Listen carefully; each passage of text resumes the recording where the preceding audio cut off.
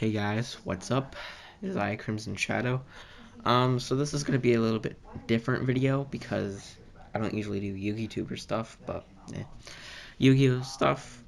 But yeah, so this is gonna be my first ever Yu-Gi-Oh video. So this is gonna be top 10 best top 10 best old Yu-Gi-Oh cards.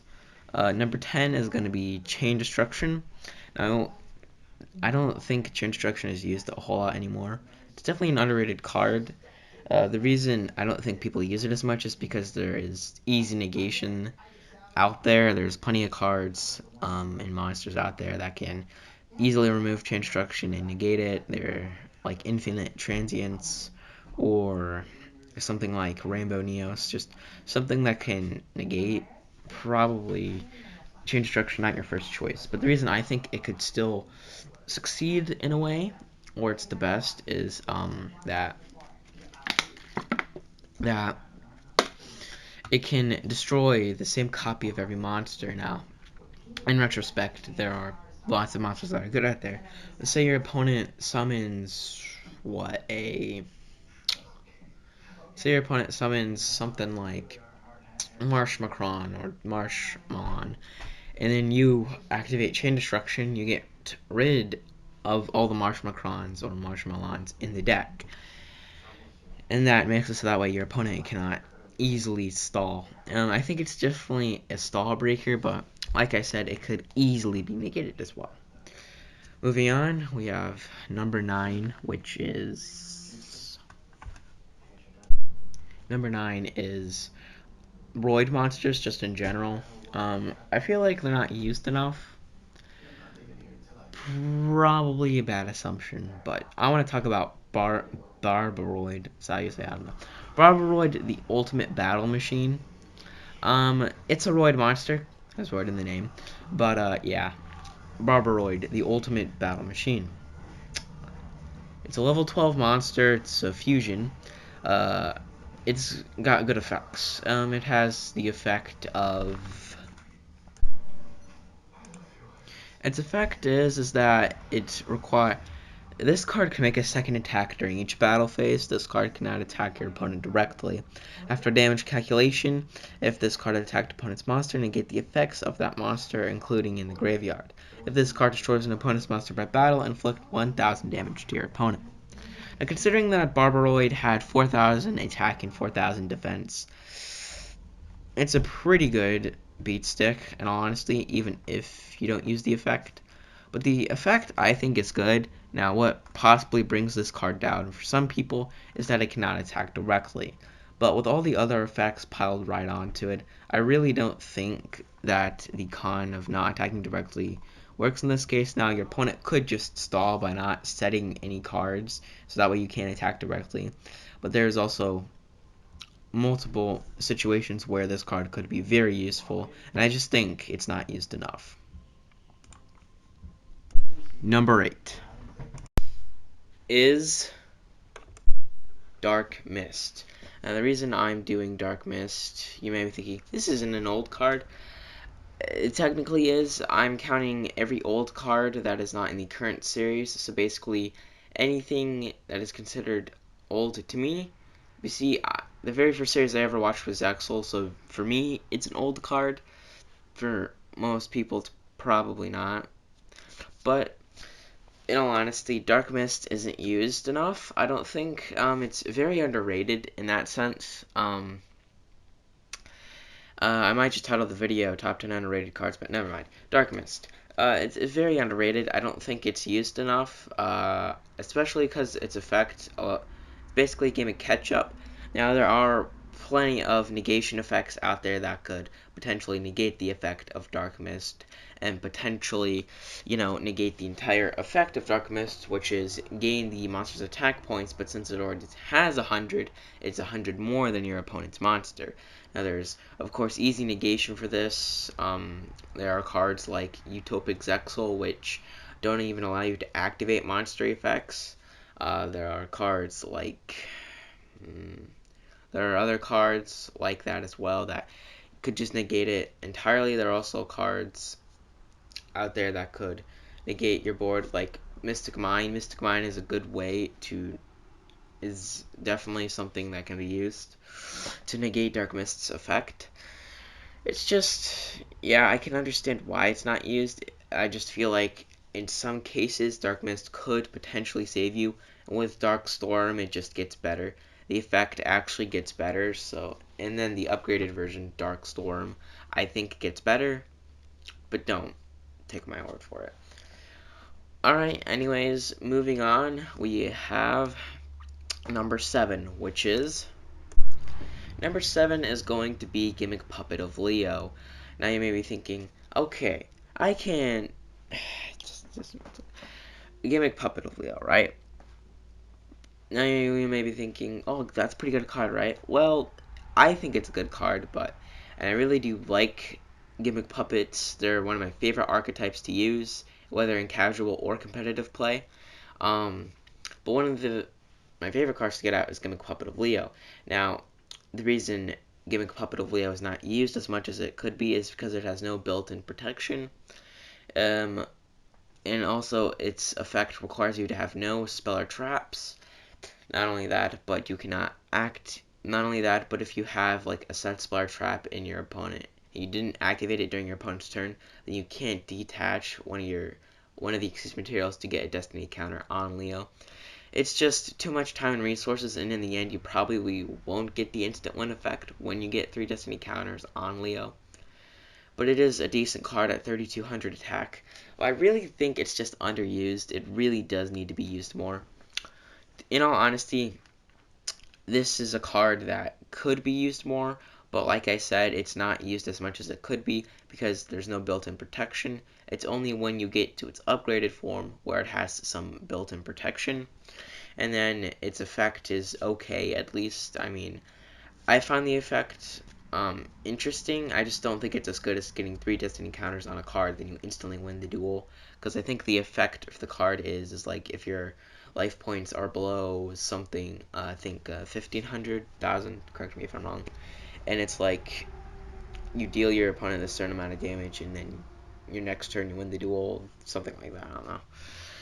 But I have no clue. And then it does require a rank up magic card. And Argent is banned, so you'd have to use rank up Magic Variance Force or some other rank up card like another rank up card that ranks up your monster or like Limit. Yeah. So that's basically how it works. Yeah. Anyways, that was just kind of a thing there, but yeah, it's definitely an underrated card, and I definitely think it could be used more. But due to all the resources you have to put in the card, it's not used as much as it could be. I understand why it's not. It's just very underrated. In all honesty, well, a good 6 out of 10 times you'll probably pull off the instant win effect. Alright, number 6. Number 6. Number 6 is going to be the Chronomalies. In specification, I'm going to be talking about the number 33, Machu Mech. Machu Mech is interesting. Actually, no, we're not going to talk about Machu Mech. I want to talk about Dyson Sphere, number 9. Not Machu Mech. Dyson Sphere is a card that is very OP. When you get it out, it just requires a lot. It is a rank 9, so it requires 2 level 9 monsters. Now, there is 2 ways to get this out. You either use Tannhauser Gate, which allows you to combine the levels of monsters you have on the field, or you use Light Cruiser 9, which allows you to special summon it by discarding 1 machine type monster, or you use Arcjet Lightcrafter, which allows you to summon it when you control no monsters. Good thing about Arcjet Lightcrafter though is it actually has an effect. You can bring a monster back from your graveyard, that monster turns into a level 9 monster, so you can get Dyson Sphere out. Even then, you do have to stall until you can get that card out. And when you do get Dyson Sphere out, it could easily be negated, but it cannot be. Its effect actually reads, once per battle during your opponent's turn, if this card with an excuse material is attacked, negate the attack. It's a quick effect, so this definitely could be good. When this card is targeted for attack while it has no Xyz materials, you can target 2 monsters in your graveyard. You can attach those as Xyz materials, so you basically can't run out of Xyz materials, hypothetically. And then you can attach them to the card. And then it says during your main phase 1, you can detach 1 Xyz material from this card. This card can attack your opponent directly this turn. Your opponent must control a monster with higher attack than this card for you to activate and to resolve this effect. Now, I think what brings this card down for most people is that it has no built-in protection against other card effects, specifically spells and traps, as well as, I think, monster effects. It can negate attacks, however, it can be easily removed by any sort of spell or trap that can get rid of a monster like Regeki,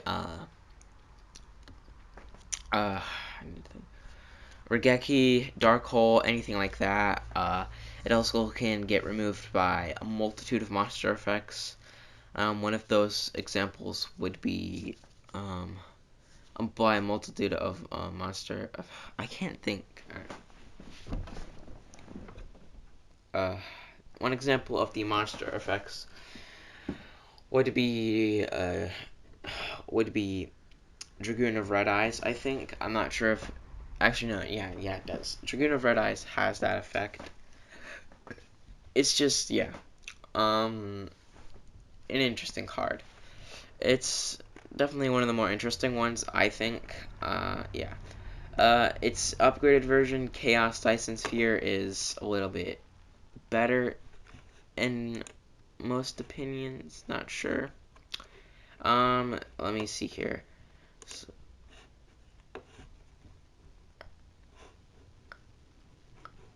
the effect of it reads is, obviously. The effect of it reads, at the start of the damage step, if this card battles an opponent's monster, you can attach that monster to this card as a face-up Xyz material. So basically, if your opponent gets some big boss monster out, you can attach that card to Dyson Sphere, which is a very good effect, definitely very useful. Once per turn, you can inflict 300 damage to your opponent for each Xyz material attached to this card. Another good effect. If this card has number 9 Dyson Sphere as an Xyz material, against this effect, once per turn you can attach any number of Xyz materials on this card and inflict 800 damage to your opponent for each. What brings this card down for most is that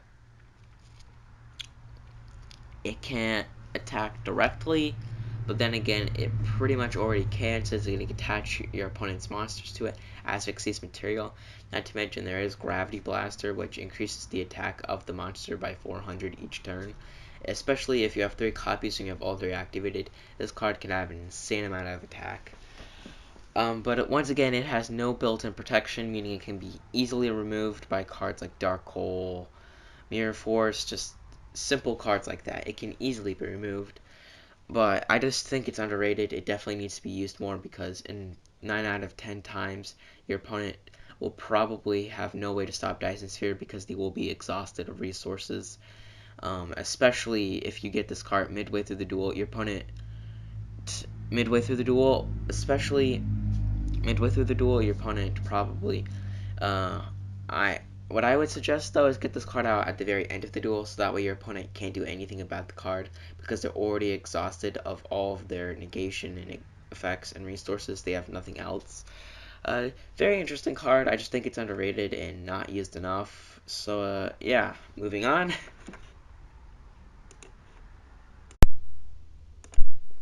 So we all know the Nordic cards aren't the best in the world by any means. They have gotten decent support, but I want to talk about Odin, the father of the Aesir. This is number 5, by the way. So Odin, father of the Aesir, is a card owned by one of the duelists with the rune eyes. Basically, Odin is this all-powerful card. Now, there are a few support cards for this card. This card, the support cards include multiple traps and whatnot. But I really want to talk about Odin himself. He's a 4K beat stick. In all honesty, that's pretty good. It can beat over most monsters, unless it's great.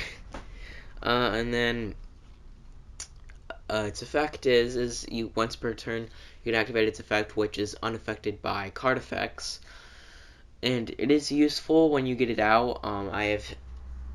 done a little bit of extensive dueling practice, 9 out of 10 times the summon will get negated or one of my monster's effects won't go through. But when I do get it out, it's definitely worth it because your opponent can't activate spell or trap cards to negate the attack of your monster. An interesting way, definitely. Um, Another thing is that the card is not vulnerable to counter traps. What I mean by this is like traps like Magic Cylinder, which reflect the attack damage your opponent would have taken back to you. That can definitely happen. One of the most kind of out there. But yeah, Magic Cylinder is definitely one of the things that could bring this card down for people. Another thing that brings this card down for people is it's hard to get out. Now the new Link monster is decent, but it only requires one Nordic monster to get out. However, there is no protection for the card whatsoever. I do understand why, though. It's There's no protection for the card whatsoever. It's like they weren't thinking or something. I don't know. But yeah, the Nordic Ascendant Link monster, you'll probably get the effect off, but your opponent will probably activate something that like Effect Veiler or Infinite Impermanence, Transience, whatever you want to call it. They could definitely activate that and negate it. That's definitely something I feel like what could have made the card better though is if the card wasn't when it was summoned, or rather the effect is when once per turn effect, so that way you could activate it once per turn instead of just when it's summoned. I think that's an effect at most, but when you do get it off and get the card out, it is pretty cool. Um, no, one of the cards that could, I'm not sure if this would help most people, but Odin's Eye.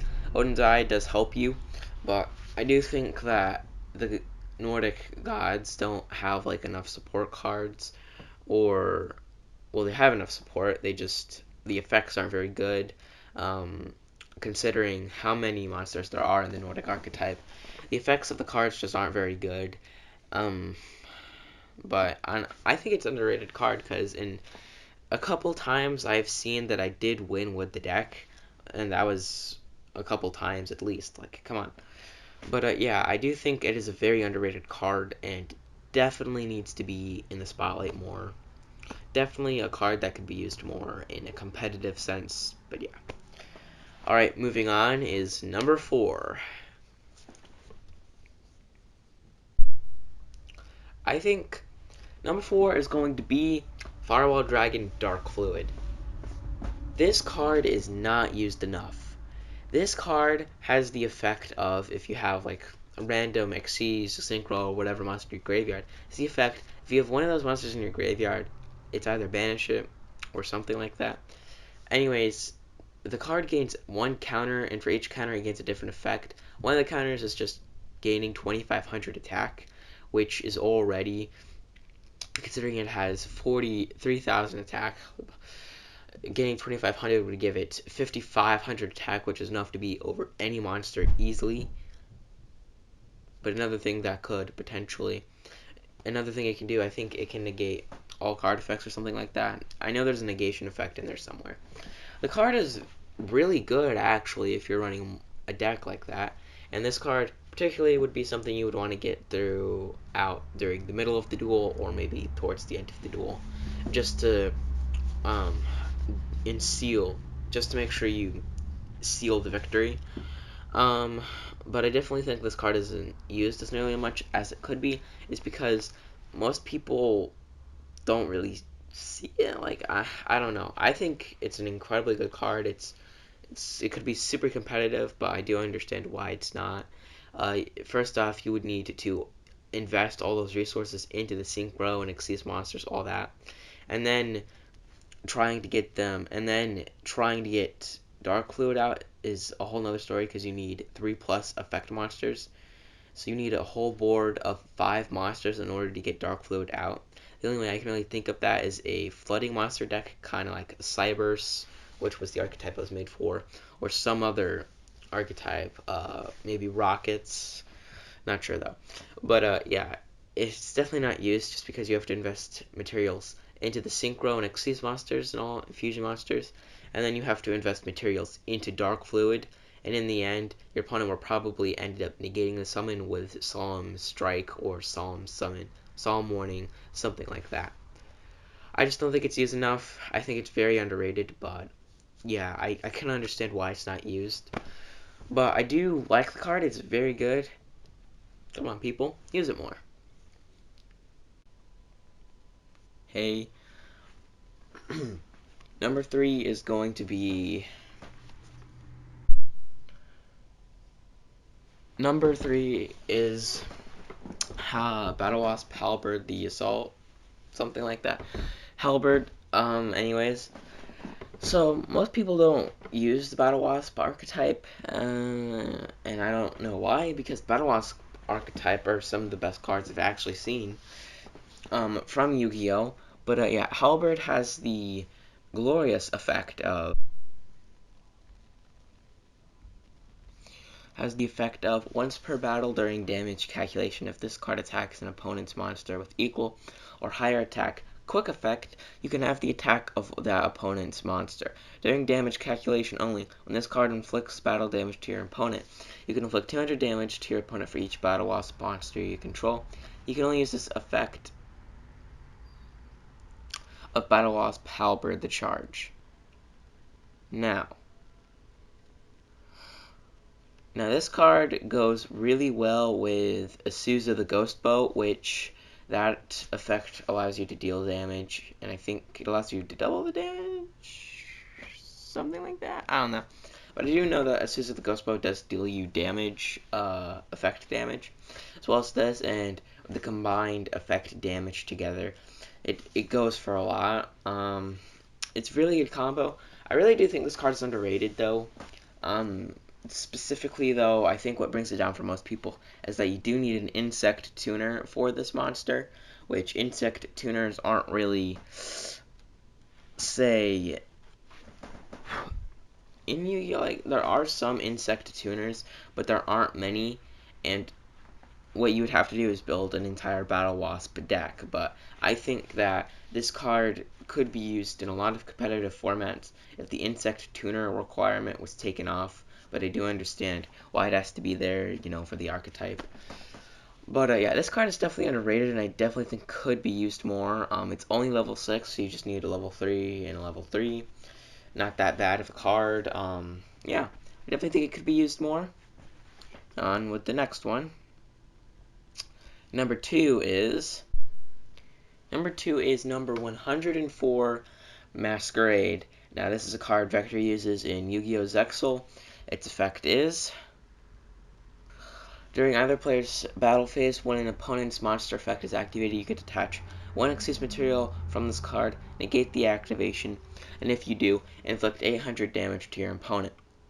Once per turn, you can send the top card of your opponent's deck to the graveyard. This monster isn't used nearly as much as it could be. I definitely think this deck could be used competitively. Not really. I mean, the effect is okay for what it is, especially considering that you're using 3 level 4 monsters for this card. You have 3 negations, and you have a total of getting about 2100 damage on your opponent from effect damage. Correct me if I'm wrong. I cannot do simple maths. So I can do maths, just yeah. And then the last effect is I think the last effect was just kind of added on for extra effect.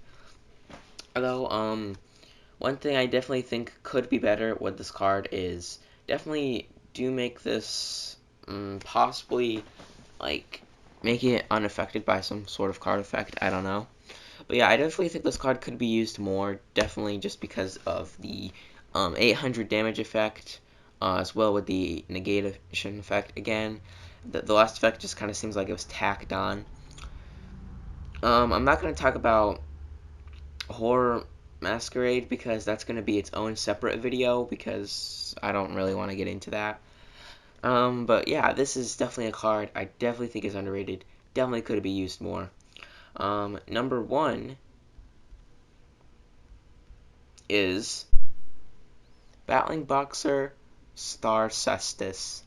The effect is during either player's battle step, If a battling boxer monster you control battles an opponent's monster, you can detach one Xyz material from this card, negate the effects of the opponent's monster until the end of the turn. That monster you control cannot be destroyed by that battle. Also, your opponent takes any battle damage you would have taken from that battle. I think this monster is really good. It's just, it requires the battling boxer, and it was made for the battling boxer archetype. This card would be leagues better if it did not require the battling boxer requirement or restriction. It does take 3 level 4 monsters, but it isn't hard to get with the battling boxer archetype. There are plenty of cards that can get 3 battling boxers out, no prob. This card definitely is underused, especially with some of the effects, but like with most of the other cards, this is most of the other cards, this effect can be negated by infinite transients, something like that along the lines. Yeah, it's just, it can be easily negated. It can negate itself, but that's really dependent on whether your opponent decides to activate something that can negate your battling boxer Star Cestus. I just think it's not used enough, especially considering it's a rank 4. Really good rank 4. It's definitely good. I'm not going to talk about the upgraded version. That's going to be, like I said, like with Horror Masquerade. That's going to be a separate video. But I definitely think that this one is underrated. Yeah. Yeah, that's really all I have to say about it. So, yeah, that was top 10 most underrated cards of Yu-Gi-Oh! Join me next time.